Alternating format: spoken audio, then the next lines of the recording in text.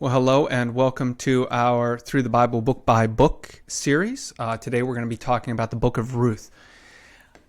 This is a book that we did in-person Bible study. This is, I think, the last book we were able to do before the pandemic hit as an in-depth Bible study. So I really enjoy the book because it's fresh in my mind, and I have this...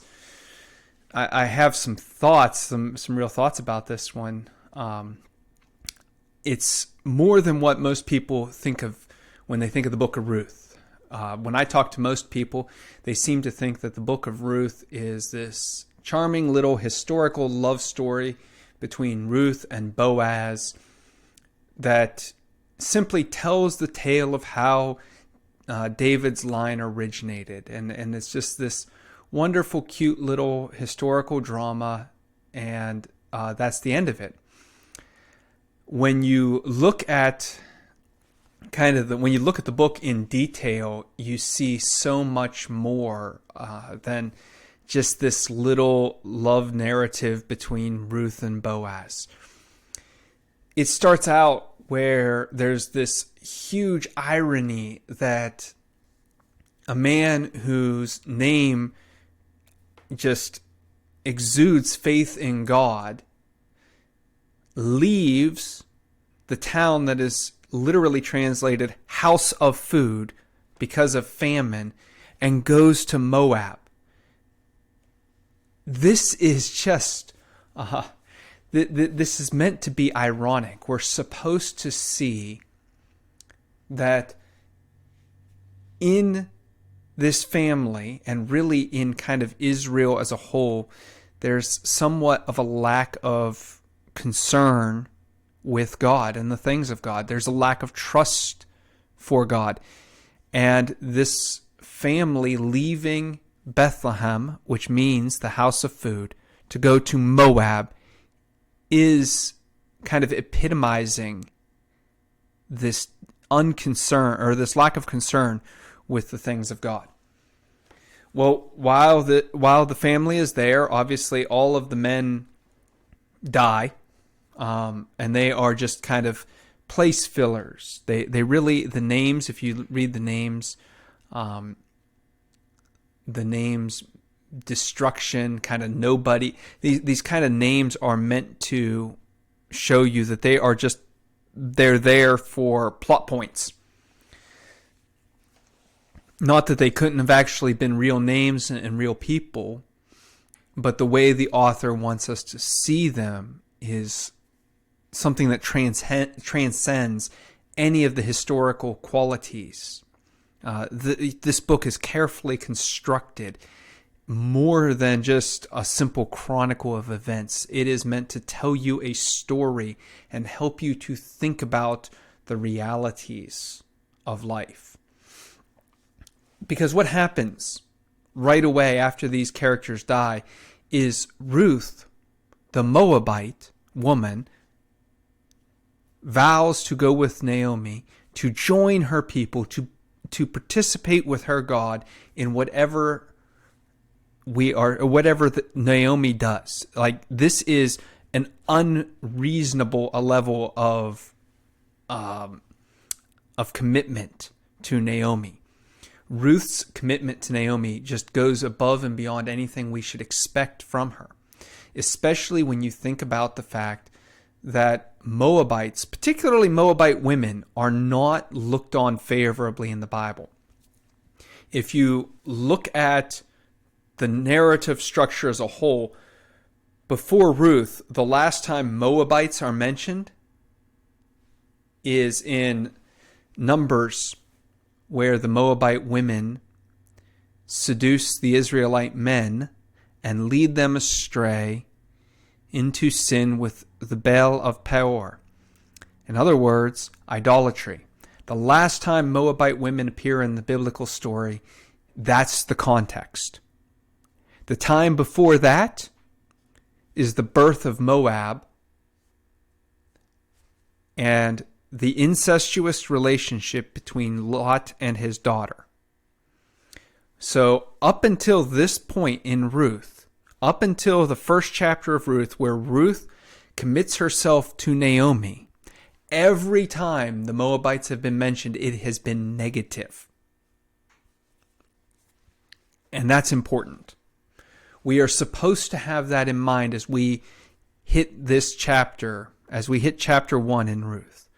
Because what Ruth is now doing is flipping the script. What Ruth is doing with Naomi is saying to her, I'm not going to act like every other Moabite that we've encountered. I'm going to be different. And that right there should stick in your mind as they proceed forward. And what should also stick in your mind is how Naomi responds to her. Naomi does nothing. Naomi just kind of keeps walking. There is no glad to have you aboard, love the fact you're coming with me. There's no taking her in as a daughter. Naomi just kind of keeps going with this mindset of, oh, I can't shake this woman, so I'm just going to go. If she comes with me, she comes with me. There's very little acceptance on Naomi's part. In fact, as you read through the end of chapter 1, Naomi has almost resigned herself to death. She's not exactly thrilled with where her life is. She's going to come home to Bethlehem to die. She has no prospects. She has no hope for the future. She just wants to be in her place of origin. She wants to be in her homeland where she can die. That's kind of sad. It's really kind of sad. But there's none of this heartfelt emotion between Naomi and Ruth. In fact, if you look at in chapter 2, when Ruth decides to go out to the field to gather food so they don't starve to death, Naomi doesn't help her, doesn't give her any advice, doesn't really do anything. She just allows Ruth to go. It's not until the end of chapter 2 where Naomi sees the potential that Ruth has, that she, this is great. I'm going to accept you. I'm going to help you now. So at the start of chapter 2, Ruth is kind of on her own, walks out into the field, and we see everybody kind of distance themselves from Ruth a little bit. Boaz's overseer kind of, she's here, but he doesn't really side with her. The only character in the story who sides with Ruth is Boaz.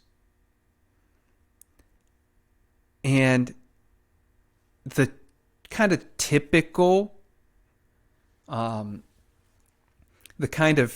typical interpretation is that Ruth is just a very good-looking woman, and so Boaz is smitten with her.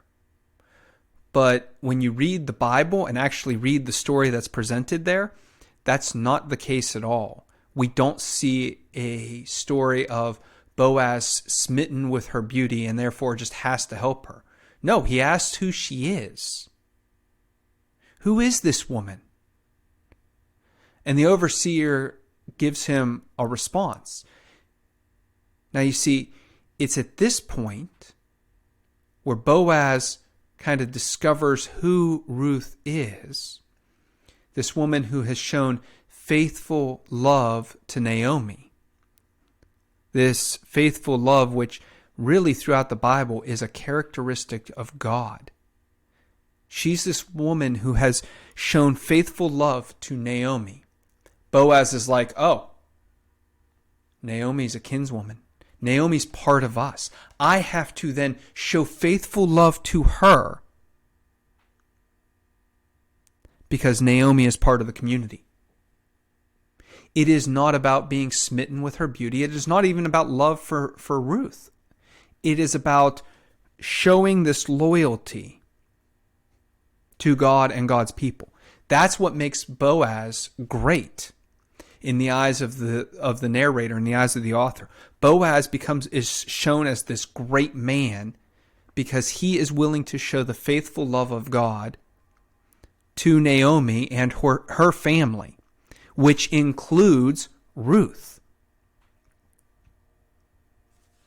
Naomi is not considered a great character by the author. She does not show faithful love to Ruth until Ruth shows an ability to do something good for her. Rather, Ruth and Boaz, in the author's eyes, are both elevated. They're both lifted up on this pedestal of greatness. Why? Because they show a commitment to stick to a covenant, a family obligation, no matter what. Ruth in sticking with Naomi when she wants to go back to her homeland, and Boaz in his care for Ruth and Naomi because of who Naomi is. She's a close relative. This is what leads to chapter 3, where Naomi finally sees, hey, Ruth's got an advantage here. We can work with this. And Ruth comes to her and says, hey, what do I do? And Naomi, the instructions that Naomi kind of gives are seduce the man. And that should give us some concern right there. Doll yourself up, put on your best clothes, go out to the field when no one else is around, and you'll know what to do. Naomi's advice is kind of scandalous. And it should recall the incident in Numbers 25 where the women of Moab seduce the men of Israel to go astray, to follow this idolatrous path instead of following the path of God. And that's what we're supposed to think. And we'll go, oh no, it's going to happen again. But here Ruth proves her virtue. And Boaz proves his. In that they don't participate in that trope of the Moabite seductress. Rather, Boaz looks at Ruth and says, what do you want? I'll give you what you want. And Ruth, rather than putting Boaz into the awkward situation of getting her pregnant and then having to do the right thing, just simply says, hey, protect me. I'm a kinsman. Protect me. Spread your cloak over me. And yeah, there's a lot of innuendo in this scene. But what I think part of what we're supposed to see is that Boaz and Ruth resist the desire to do it the easy way. That is, she gets pregnant and so he has to own her as his wife. Rather, he's going to do it by the book, so to speak. He's going to make this public. He's going to take the initiative to bring her into his house without degrading their honor. And this is where it gets complicated. Because Boaz and Ruth want to do things the right way. And as this scene ends, Boaz is promising Ruth that he will do the right thing. And Ruth comes home to Naomi with this promise that Boaz will do the right thing, which in some ways undermines Naomi's plan, but she's thrilled that she's just going to be taken care of. And that sets us up for chapter 4, where Boaz and Ruth Boaz goes to the gate so that he can inherit Naomi's property. Now this is a clever scene, a very clever scene, because it sets up this dialogue between Boaz and an unnamed man. And the fact that this man is unnamed is important, because the whole of inheritance laws and the whole of this kinsman redeemer idea and producing heirs and all of this is tied in having a name. And Boaz is the only man mentioned by name. These other characters come and go, but Boaz, the one who does the right thing, is the only one who has a name. He takes on the responsibility of being like God, and so his name carries on through history, where everyone else just shirks the responsibilities and the difficulties and hesitates, and their names are forgotten. That's an important lesson for us, that our names are produced by our concern for the things of God. But anyway, he goes to this man and says, hey, redeem this field of Naomi's, buy it back for her, and inherit the property when she passes. And this man says, sure. And now Boaz throws him the curveball. Because you see, no Moabite woman was allowed to enter the community. This is Deuteronomy. He says, well, if you do that, you inherit the responsibility of this Moabite woman. And the man says, no way, I'm not going to do it. And Boaz says, okay, then pass the right and the obligations to me. And the man does. And so Boaz inherits the property and takes on the obligations of supporting Ruth. Now, this teaches us a lot of things, and I don't have time to go into all of it.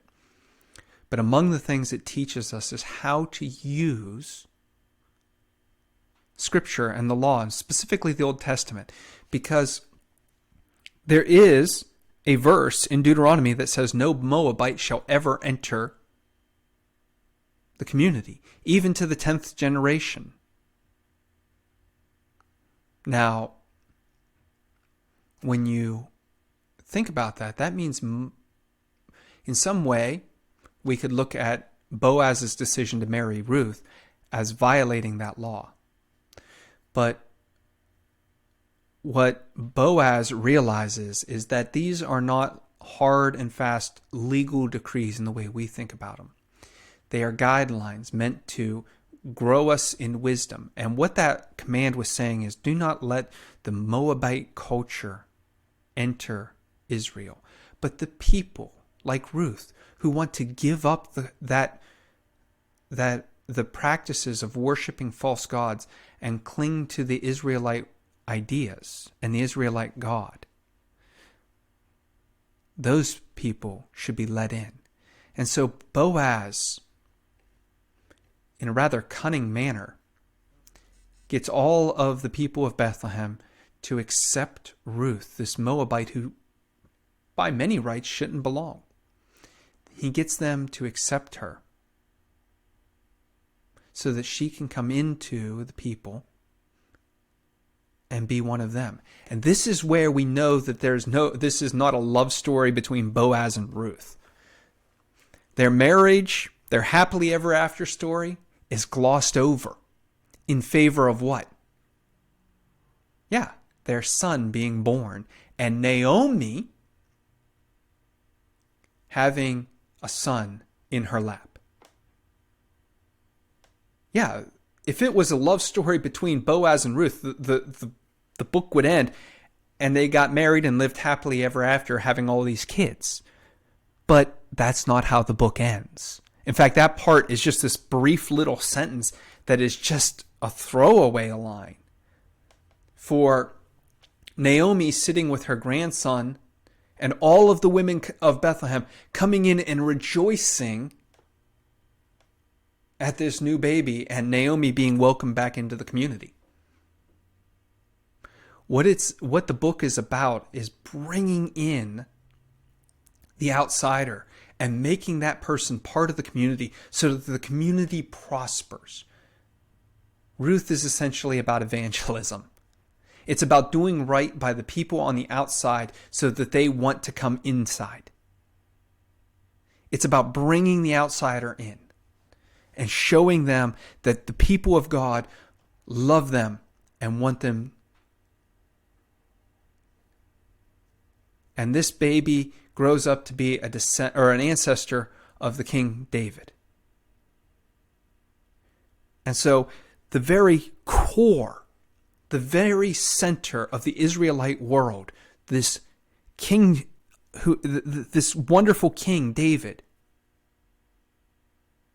traces his lineage back to when a man from Bethlehem decided to help a woman in need, and to include the foreigner, to include the one on the outside. This is very, very important for us. Yes, it is probable that without some historical reality behind this story, there's no chance that an Israelite would ever craft this story. In other words, it's not a complete fiction. But it is crafted in such a way that it is supposed to help us see that including the foreigner, including the outsider, including the one that we might have rejected, is part of our primary mission. That's what we're here about. And so, as you read the book of Ruth, think about the idea of, am I the insider or the outsider? You're probably the insider if you're watching this. Who is the person that you can work to include? How can you be like Boaz? How can you be like Ruth, showing faithful love and loyalty to those who need your help? So until we look at 1 Samuel, God bless. I hope you have a great day.